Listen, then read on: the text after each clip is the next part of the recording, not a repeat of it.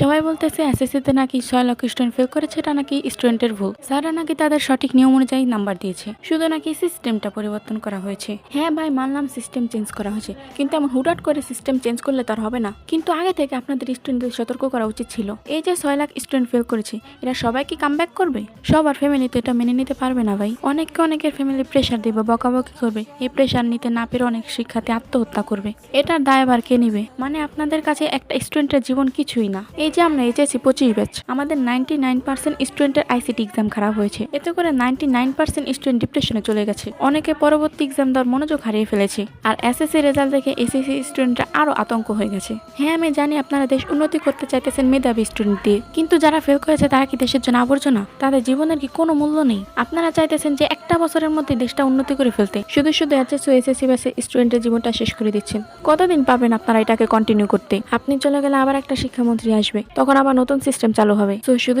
স্টুডেন্টের জীবন নষ্ট না করে একটু দয়া মায়া করেন, পশুর মতো নিকৃষ্ট হইয়েন না। ধন্যবাদ।